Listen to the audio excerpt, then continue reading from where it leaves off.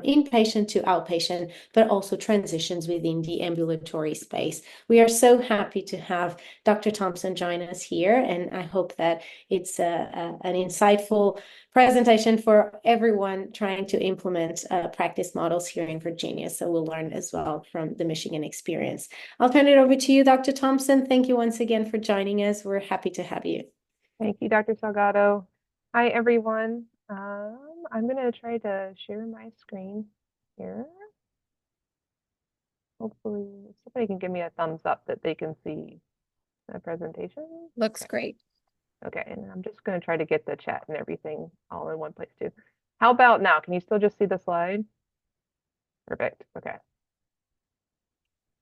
Excellent. All right.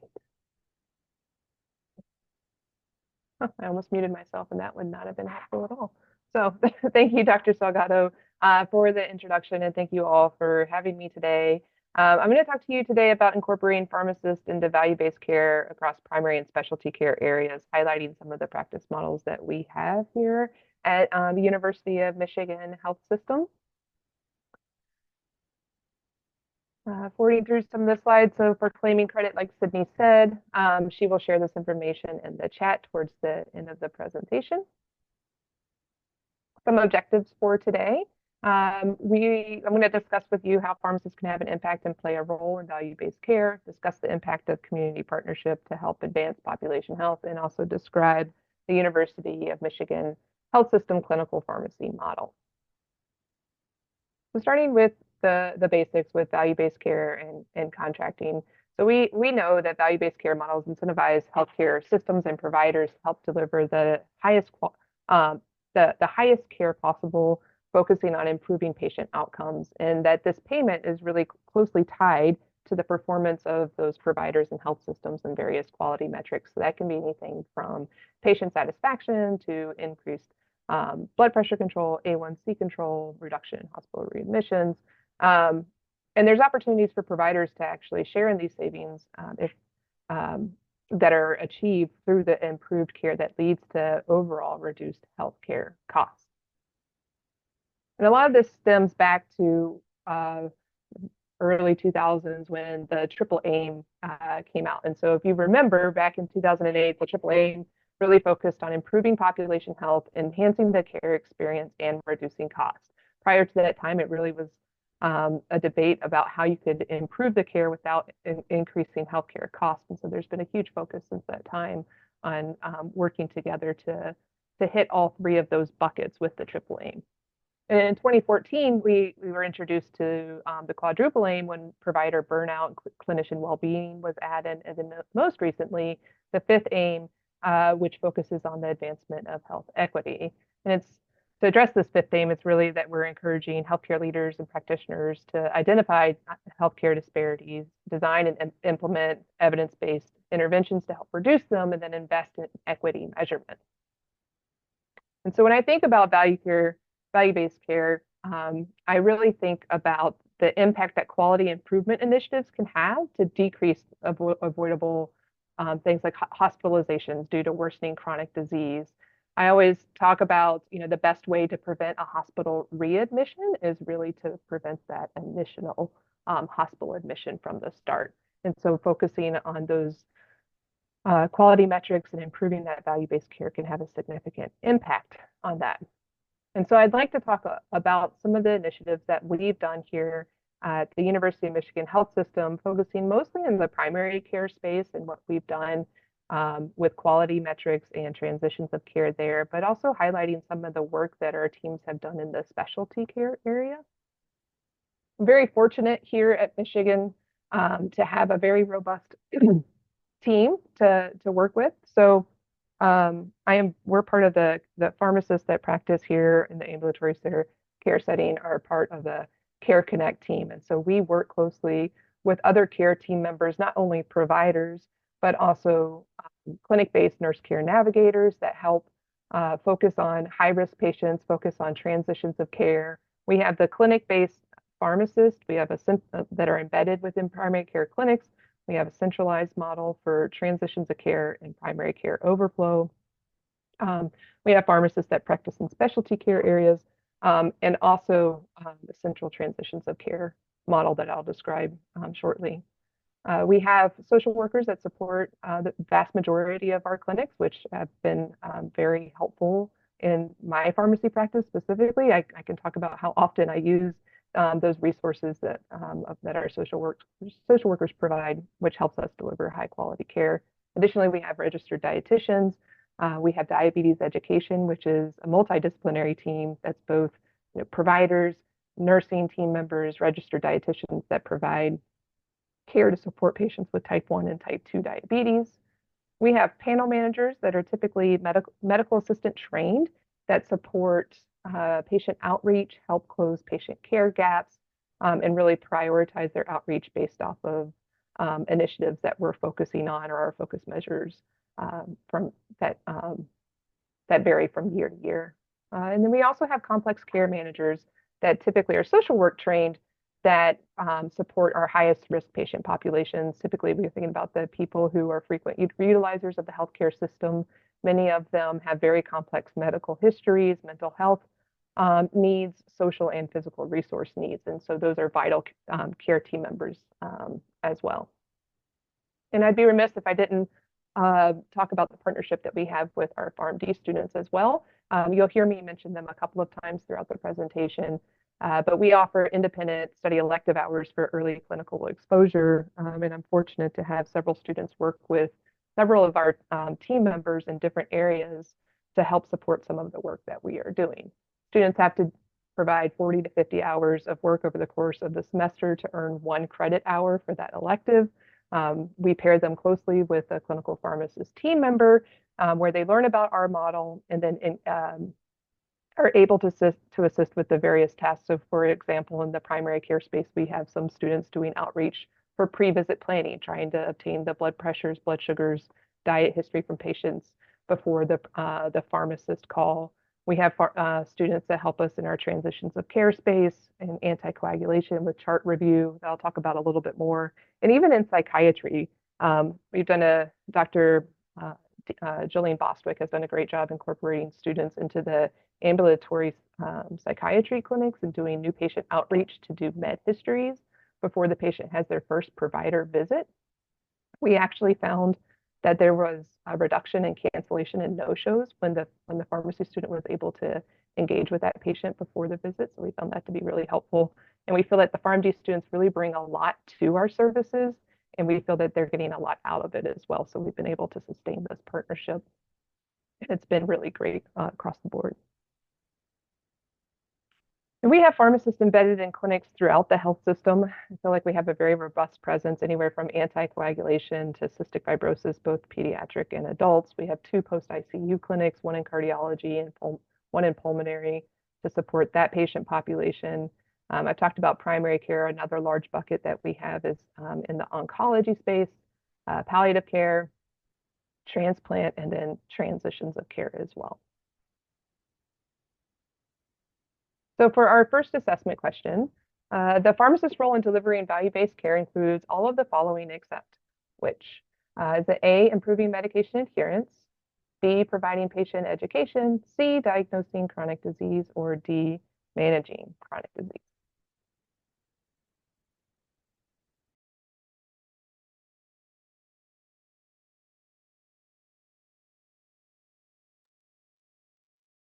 And so, yes, going for C here, where the pharmacists are not doing the initial diagnosing, typically leaving that to the providers and referring to the pharmacist to engage in the management of that chronic disease. Great job. Thank you. So at the University of Michigan Health System, we have 14 primary care clinics, and there are 15 pharmacists that work. Some are embedded and some are central to support this clinic. It boils down to about 9.5 clinical FTE. I have some team members that do primary care and another service line as well. Some are faculty, so a little bit of a different FTE really attributed directly to primary care. We also have 2 ambulatory care specialty residents. And our focus here is on chronic disease management, comprehensive medication reviews, and transitions of care services. As far as metrics go, we have a goal of 6 visits per half day And I wanted to highlight the fact that since COVID, our practice model has changed. Prior to COVID, we were 100% on site all the time at each of the clinics. But since the pandemic and we went remote, we were able to find efficiencies in practice and found that we were just as effective with remote work. Patients are very satisfied with the service that were provided through virtual care. So I don't have a single team member that is 100% back on site. About 50% are still completely remote, or 75% are completely remote, and the rest are hybrid, where they may spend one full day or one half day back on site. So as I mentioned earlier, we know that quality improvement efforts can have a large impact on things like hospitalization for worsening chronic disease. We have had a huge focus in the past on diabetes. I want to speak a lot today really about our hypertension model and transitions of care. But some of our older data has shown the impact that the pharmacists have had in quality metrics when we're involved in patient care. So you can see the darker shaded lines here are patients who have a Pharm.D involved in their care, while the odd yellow, sorry, the colors didn't really convert nicely on this slide here, are patients that did not have a pharmacist involved in care. And if you're thinking about different metrics such as performing foot exams, monitoring for nephropathy, if they're on a statin, if they're getting their immunizations, all of those metrics were more likely to be completed when a pharmacist was involved in care. And along with that was a reduction in A1C. So when we looked at this data from our own clinics previously, we saw that we've had a large impact on reducing A1C when the pharmacists are involved in that care. But like I mentioned, I really want to focus on hypertension today. So our second assessment question is, what percentage of patients with diagnosed hypertension in the US actually have a controlled blood pressure? Is it A, 12.5%, B, 25%, C, 45%, or D, 77%?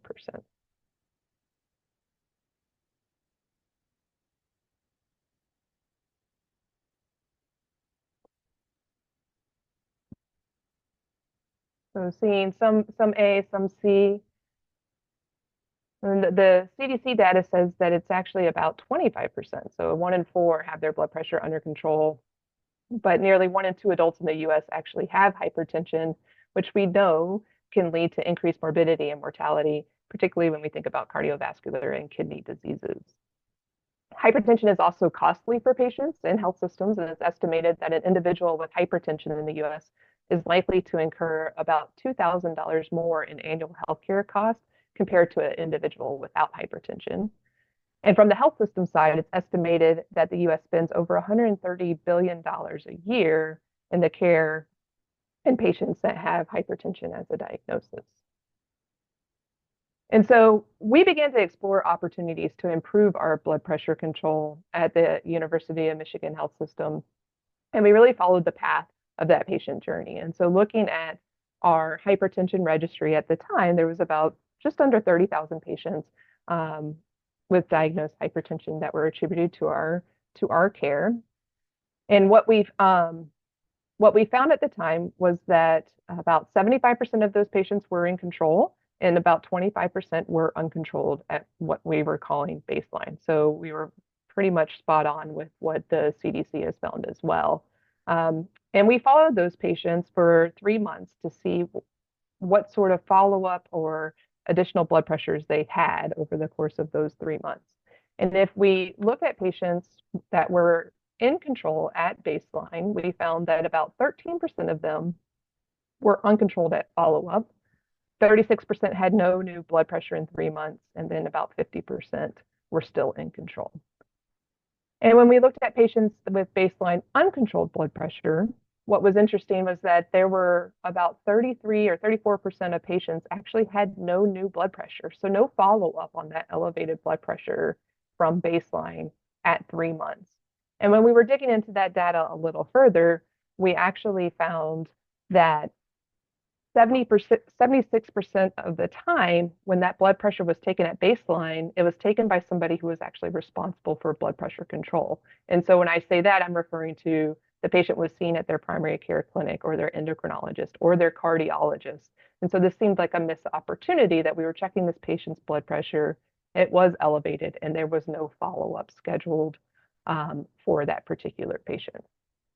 And so we identified the opportunity to try to improve that. And one of the things that we did is we developed a best practice alert that was embedded into the patient chart. So when a patient would come into the triage room, the medical assistant would take their blood pressure. If the blood pressure was greater than 140/90, when they entered that vital sign, a best practice alert would fire.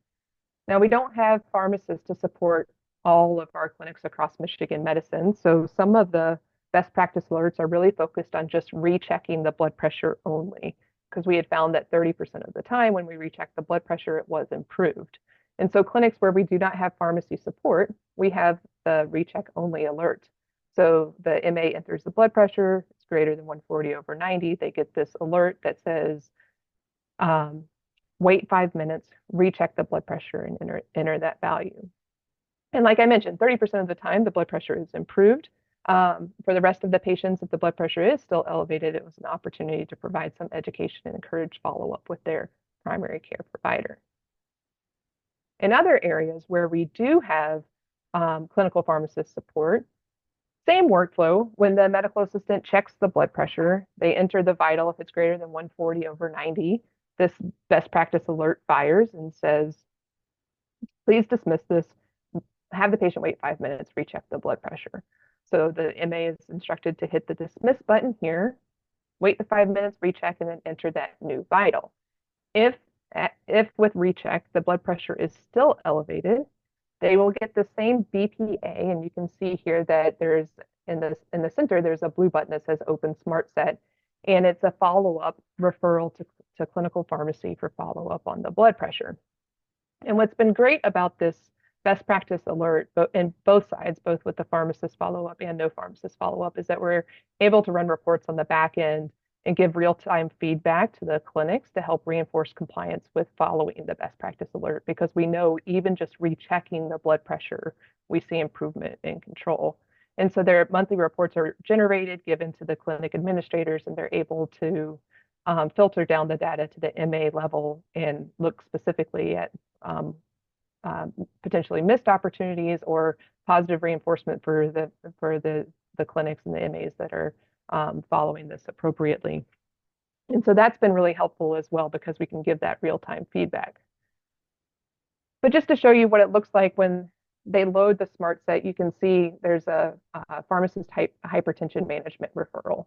And so this is tied to our bigger ambulatory clinical pharmacy referral, but we have it pre-selected to make it very simple for the provider, so that all they have to do is really hit sign when they're wrapping up their visit to have this referral activated. So we identified that the easier we can make this process, the more likely the providers are going to follow through with it, and we're going to have that follow-up set for those patients. Now, the providers do have the option to remove the referral if they were to choose to do so, but the vast majority of the time they are actually signing the referral, and we're getting that follow-up that we want. And then just a little bit of a better picture of what the referral looks like if the provider were to open it up. So you can see the red box in the center really highlights that it is checked that this referral is for hypertension management only.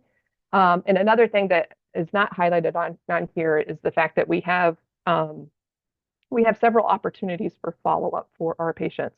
We have it default to no preference. So the patient would be offered the first available appointment, whether it be within our community pharmacy partnership, which I'll talk about here in a few minutes, our centralized hypertension program, or our embedded clinical pharmacist model.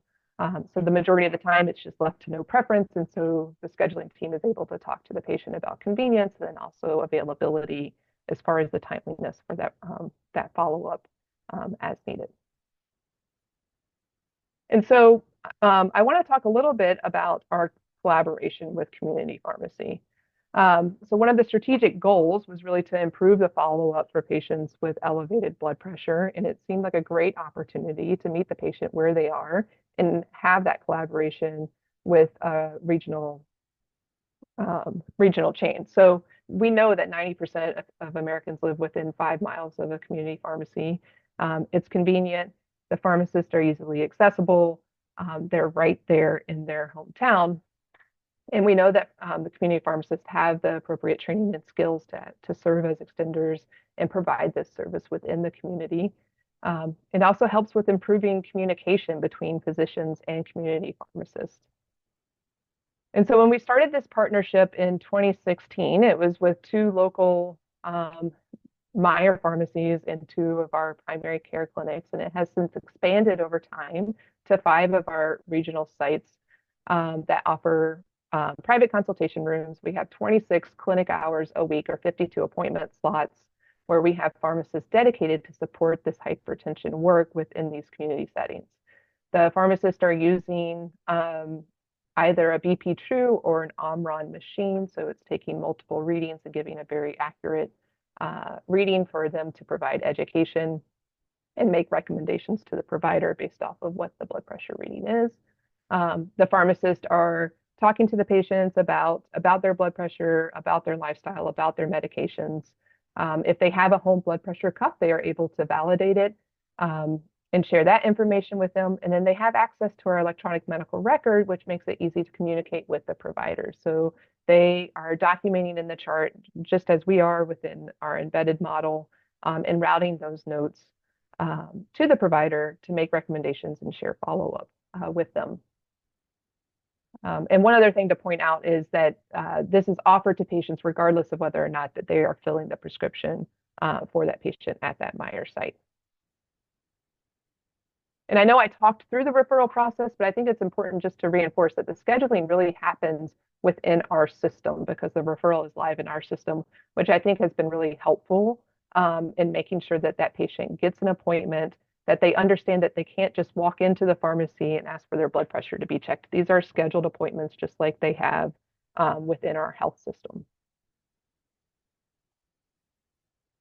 And I mentioned that we started this in 2016, and as of December of last year, we've completed around 6,600 visits, and we've had referrals from all 14 of our primary care sites, nephrology, endocrinology, and cardiology.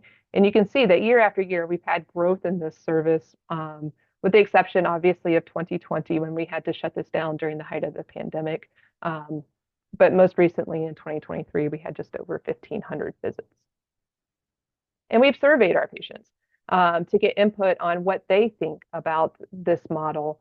And we're getting very, very positive responses. And so when we ask things like, during this visit, did the provider spend enough time with you? Overwhelmingly, the answer was yes, definitely. During this visit, did the provider explain things in a way that was easy to understand? Again, very positive, yes, definitely. It was 99% of the time. And overall, how would you rate the experience that you had from this provider? And 100% of the time, the patient said good, very good, or excellent. And I have a few comments I can share with you shortly, but patients are actually spending the time to fill out comments about this experience too, which is just really phenomenal to see. We also asked, based off of the experience, where would you prefer to see this provider if you had that follow-up?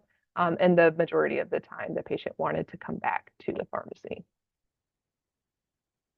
But this is what I think is really great. If you're looking at the comments that the patients are providing, and if you think about it, and all the times that you're asked to fill out surveys, typically we're only providing comments if if it was a very positive experience, or if it was a very unpleasant experience and you have opportunities to share suggestions for improvement in the future. But we have pages and pages of positive patient reports. I had excellent care the 2 times I've been here. This is an excellent program. I hope to keep using it in the future.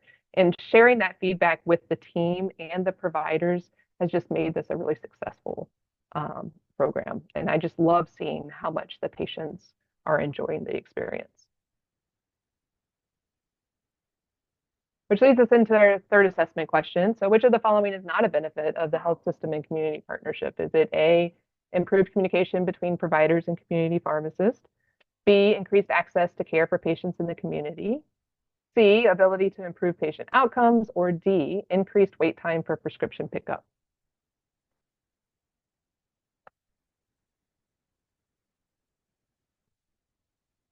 right? Definitely don't want to make it a negative experience for anybody. And so, like I mentioned, the patients have scheduled appointments. The pharmacist that is providing the hypertension care is offline. They're not filling the prescriptions or checking orders at that time. They're dedicated to provide that direct patient care, um, which is something that is vital to the success of this program. And some of the key components to this partnership that I think are helpful to describe is that um, the pharmacists at the community site that are doing these visits do spend some time with our embedded pharmacists, so the practice model is consistent.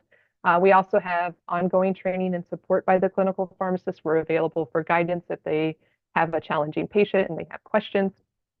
We also have meetings every other month with the pharmacists that are providing the care. We have two medical directors, one in family medicine, one in general medicine, and our project manager. They come together, discuss clinical care guidelines if there are changes, discuss difficult patients, and then if there are opportunities for process improvement, it's discussed at these meetings as well. I mentioned having full access to the EMR has been extremely important. So the appointments are scheduled through our system. There's easy communication. There's not independent prescribing in this model, but there is the pharmacists make recommendations, pinned orders, and labs to the provider. And we found that those are typically signed within 24 hours to make sure that there is easy follow-up for the patients and great continuity. We also learned that it's really important to obtain buy-in from the primary care providers. So we want Dr. Smith to have a good understanding of the program so they can help explain it to the patient, that they're going to be going to their local Meyer pharmacy. They're going to be meeting with the pharmacist who's going to check their blood pressure, share that information back with Dr. Smith, and help provide excellent care. The pharmacists that we partner with are actually contract employees, so they have a Michigan Medicine health system or Michigan Medicine employee ID. They have a core image laptop that gives them easy access to our medical record. And probably one of the most vital things was our project manager who assisted with the setup of this model, so that she helped facilitate access for the pharmacist, training, and then helps with any barriers or opportunities that come up. So one recent example of that was that we identified that once we see a patient through this clinic, we validate their home blood pressure cuff, we could actually do follow-up virtually. So we didn't need the patient to come back into the pharmacy for another recheck. If we know how that home blood pressure cuff is reading, we could provide that care virtually. And so we were able to set up an extra half day just for blood pressure follow-up appointments that was done virtually through one of the pharmacists at one site that supported all 5 of them. And that just helped with efficiency. So our project manager continues to be involved and play a vital role in the success of this partnership. And we've received national endorsement for this work as well. So our model was selected by the CDC as a top program for demonstrating team-based pharmacy care. And they did an extensive evaluation of our model, which led to the development of the pharmacist patient care practice approach and implementation guideline. So we're really proud of this recognition, and it's just been excellent to see what's come of it. And like I mentioned, the CDC did an evaluation, and it found that 66% of patients who met with the pharmacist had their hypertension under control within 3 months, compared to 42% who did not meet with the pharmacist or our usual care group. And then at 6 months, 69% of the patients had their blood pressure under control compared to only 56%. We also found that there was improved medication management and increased provider availability to see other patients because these patients were being cared for through the pharmacist model. And the CDC's Division for Heart Disease and Stroke Prevention is actually in the process of scaling up this model to other regions of the country as part of its goal to close the health disparity gap by 5% among Black adults.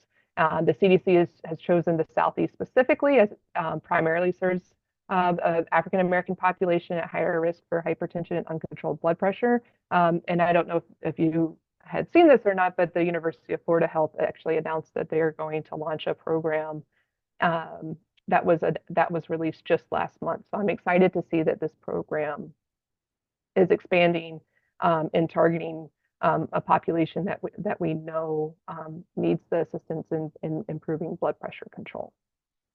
And this is something that we've started focusing on here as well, trying to improve our blood pressure control within our Black population at Michigan Medicine. And we've been doing some targeted outreach for patients with uncontrolled blood pressure and offering clinical pharmacy appointments, doing a blood pressure check, if needed, providing a home blood pressure cuff, which we validate at the appointment. We provide education, adjust medications, and then perform follow-up as needed.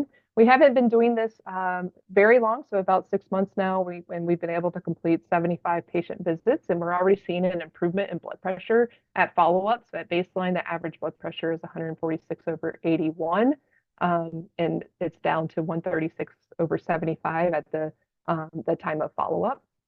And when we look at the percentage of patients in blood pressure control at our first, since we're doing this at 2 primary care sites, our first site, we saw an uptick of about 4.7% on blood pressure control in the Black population. And in our second site, that's actually broken up into 2 different clinics. We have an attending run and a resident run clinic. We've seen a 5% increase in our attending practice and a 4.1% increase in our resident run clinic. So we're really excited about this work, and we're hoping to expand it to other primary care clinics within our institution in the near future. But we're continuing to evaluate this and hoping to have more on it soon to share at a broader level. We've done other things as well to try to capture blood pressure and increase blood pressure control as a quality metric within our institution. So we've done texting platforms.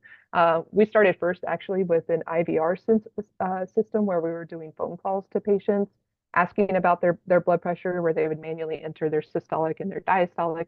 But what we found, like many of you know, is nobody answers their phone anymore. So we pivoted to texting. Texting was a lot more successful.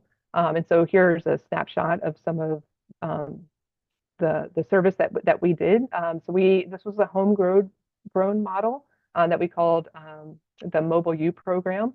We asked the patients what their systolic was, what their diastolic was, if they'd taken their blood pressure, and this dumped into a flow sheet within our medical record that we were able to review. And so we could set alerts. So if I wanted to know if Miss Jones's blood pressure was above 150 over, let's say I said 85 for that particular patient, if it was above that threshold, I would get an in-basket message to reach out to Miss Jones and see what was going on.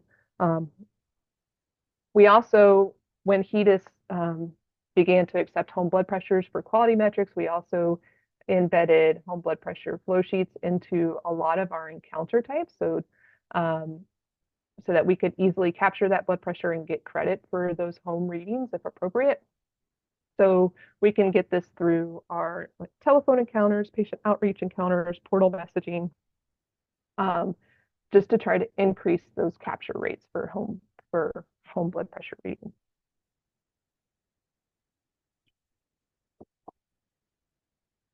I'd also like to talk about some of the transitions of care work, because I feel like hospital readmissions is a really hot topic no matter where you're practicing.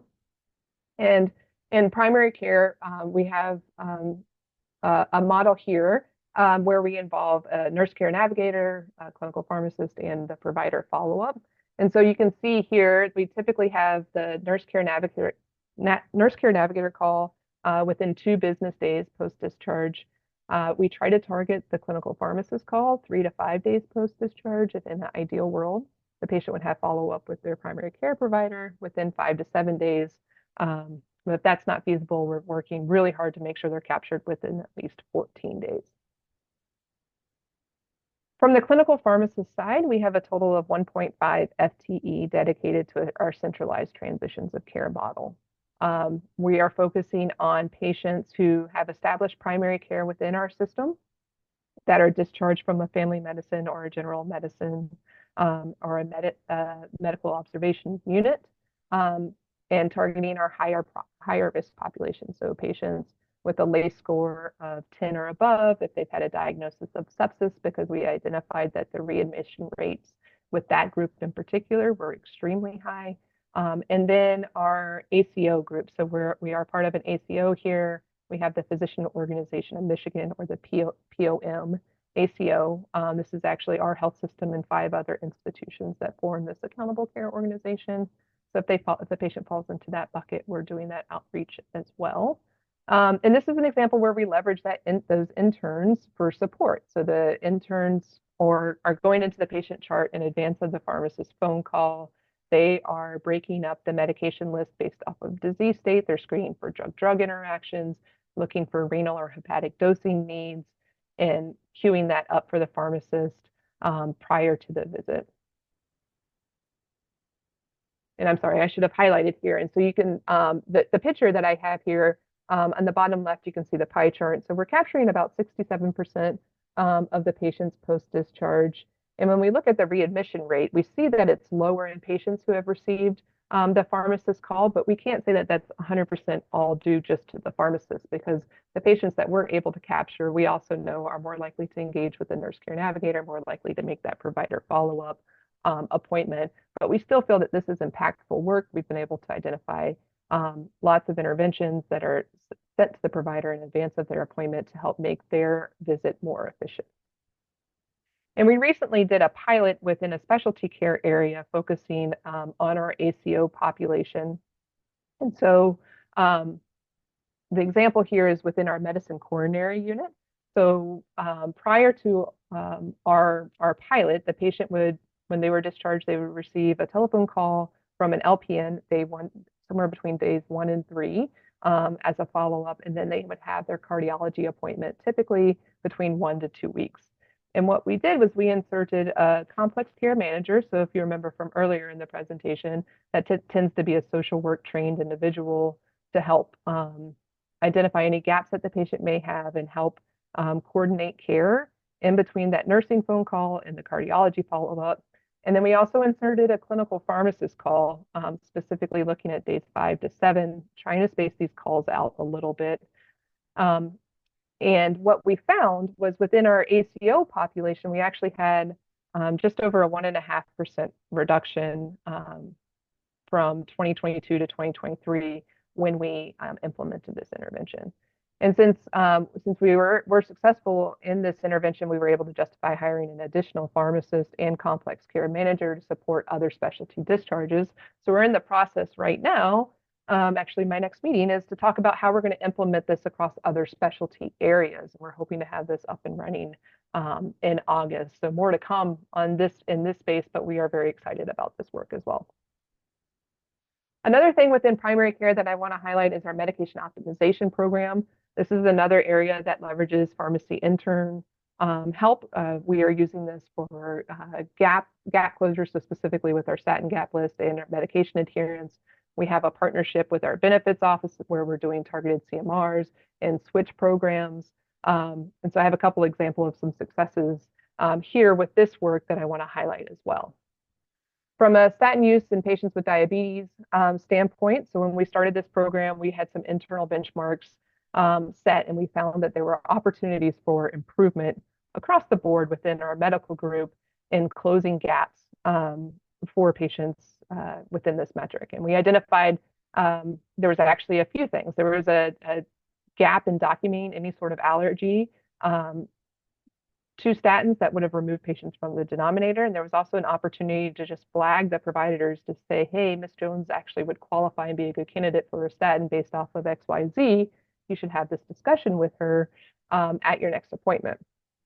And so we did a couple of things. One is we did some Pharm.D outreach utilizing both pharmacists, pharmacy residents, and those pharmacy interns, and reaching out to the patient through, first we did telephone calls, then we started doing portal messaging so that it was very scripted, talking to the patient about a statin use and the benefits. The patient was agreeable to starting the statin, then we would confirm the pharmacy and pin the prescription for the provider to sign so we could get the patient on a statin. If they were not on a statin, then we also had a standardized response and included the provider in that response to encourage follow-up and further discussion about initiating a statin in the future. Same as if the patient was unsure or had questions.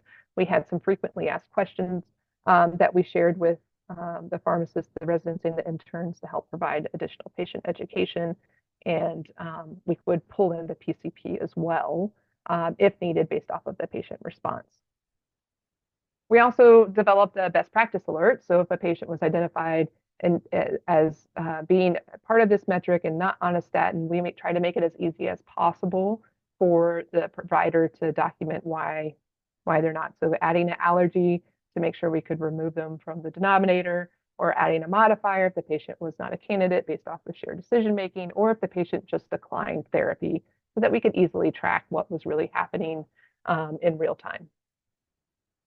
And what we found is that in the clinics that had Pharm.D outreach, we had more success with improving that metric. So we had an average change of an increase in 3% in those 4 clinics compared to the other where we had no change, our average of no change across the board.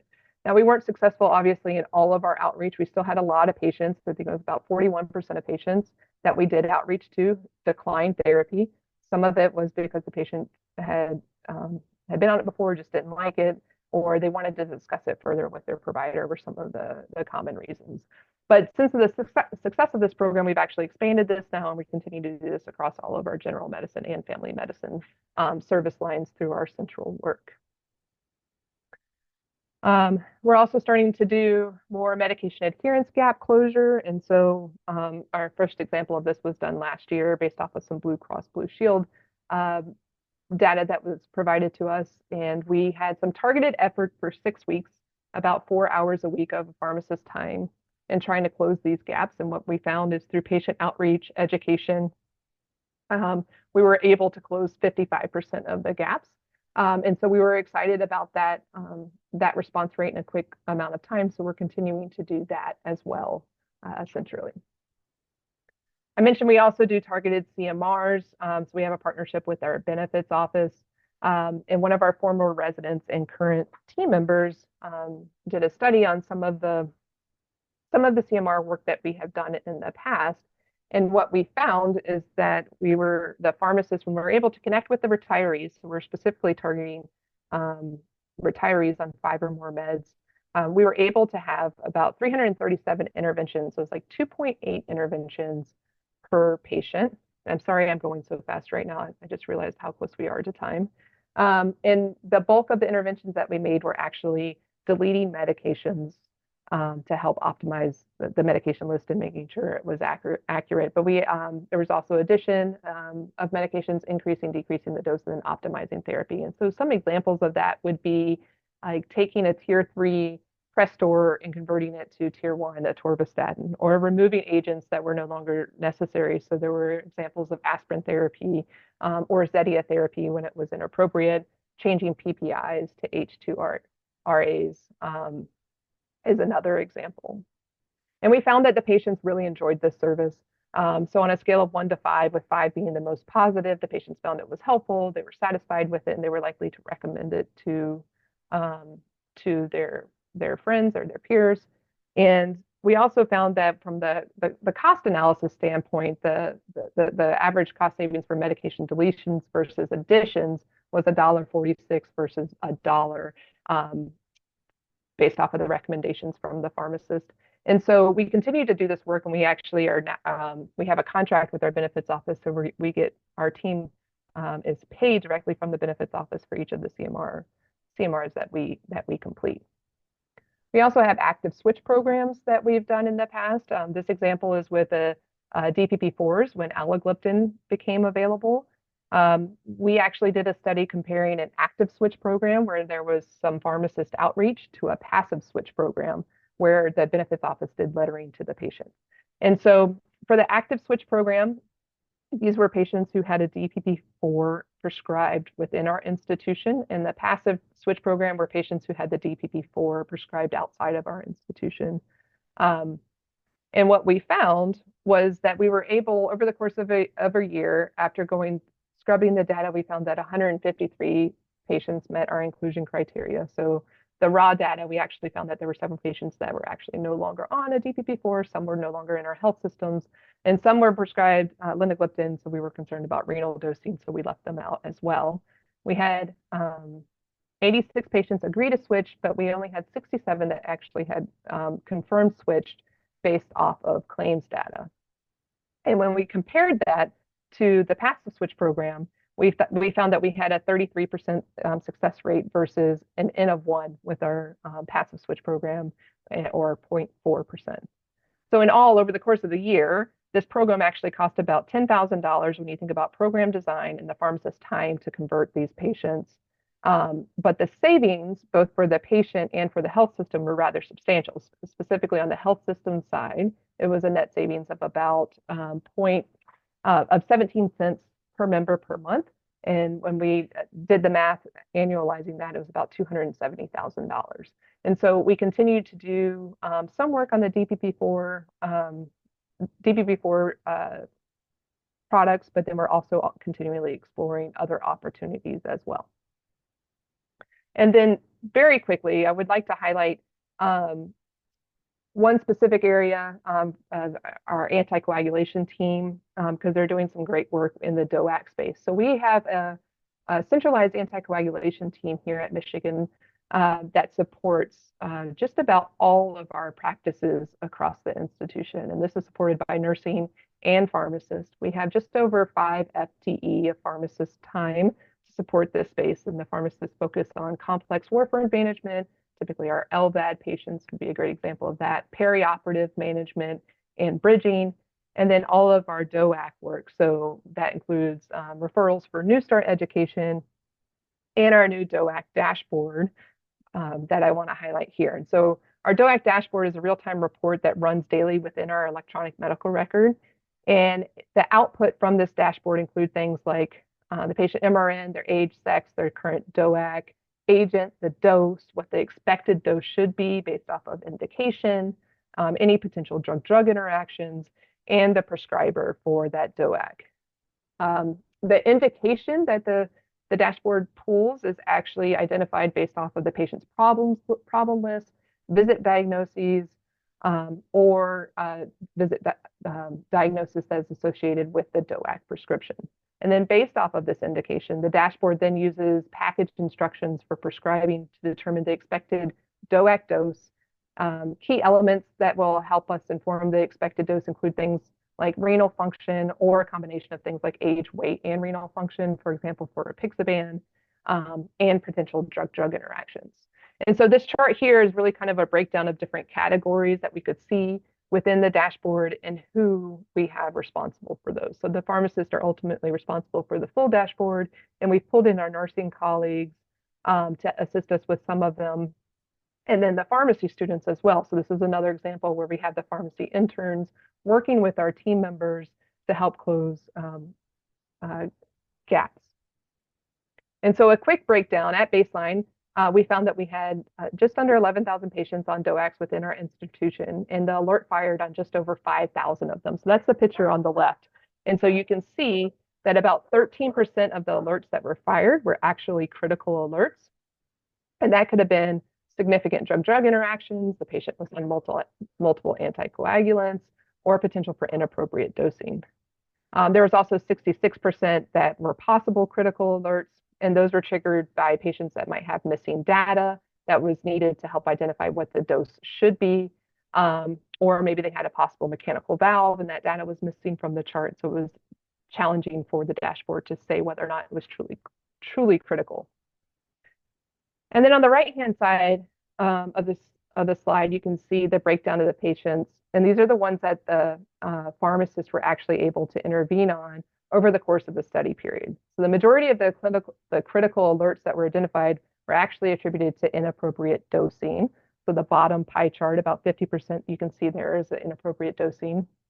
There were 8% of the alerts were due to significant drug-drug interactions.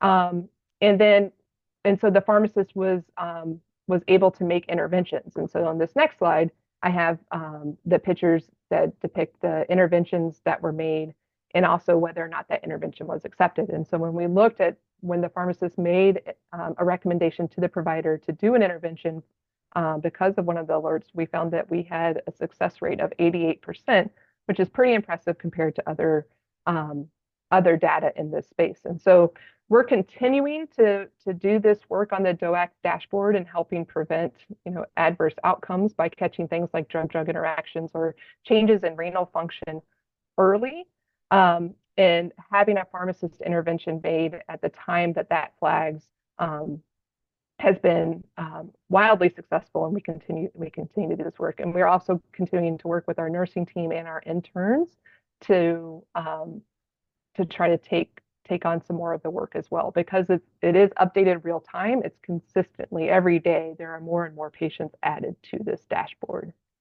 But I am going to pause there because I see what time it is, and I want to make sure I have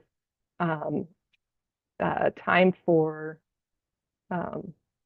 any questions anyone may have.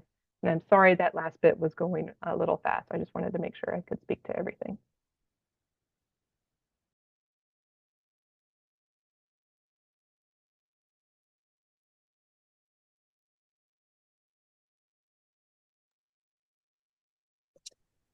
While we wait for people to drop their questions in the chat, I do have a question. Well, first of all, thank you so much. There's definitely so much going on at U of M, and this was an outstanding presentation.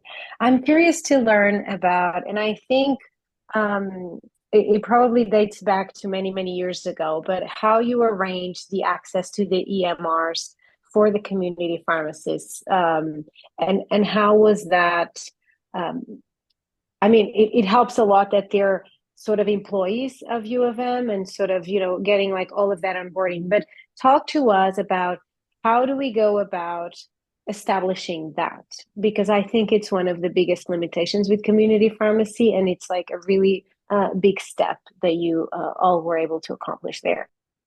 Yeah, so we're exploring this with another health system too right now, and another chain on the west side of our state. And what I'm finding is buy-in from leadership on the health system side as early as possible is really important.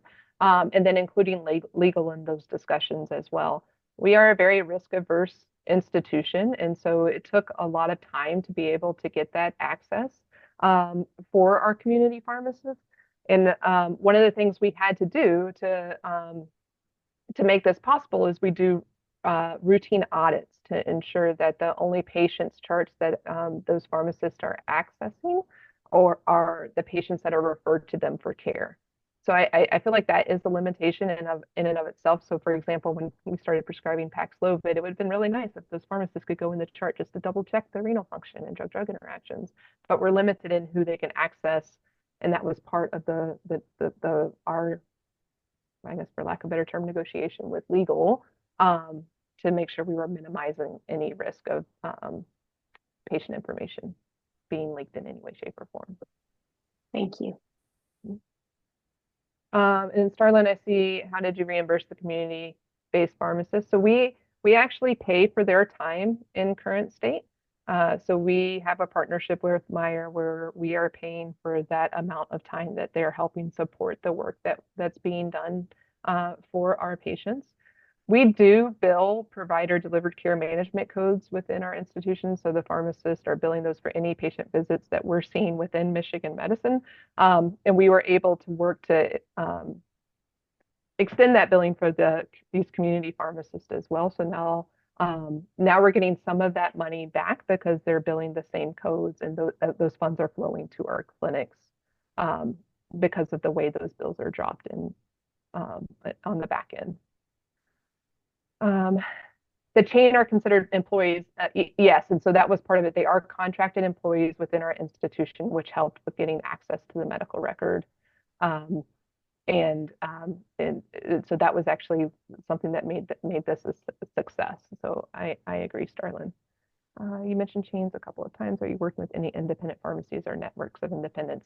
So great question, John. In current state, we're only working with a Meyer, which is our regional community pharmacy chain. It's also a grocery store as well. And so in current state, we are not, but I think that's definitely an opportunity. And then Erin, I saw you sent me some direct questions as far as other criticisms. So I think we've had a couple of patients that got a little confused. And so some of the negative comments, which were very few, were really about just the process and, thinking they could just show up at the pharmacies. There was a missed opportunity for education. Um, and then I can send you your follow-up question regarding the med adherence data. I have that. I just don't have it on the top of my head to share with you. Maya, is your medication adherence outreach telephonic, or do you incorporate your text messaging applications? We don't currently use text messaging for medication adherence. We just did this for the first time this past year because I had some extra pharmacist effort, and then we saw it as a good opportunity. So we try phone call first. If we're unable to reach the patient via phone call, we're sending a portal message to engage them in the conversation.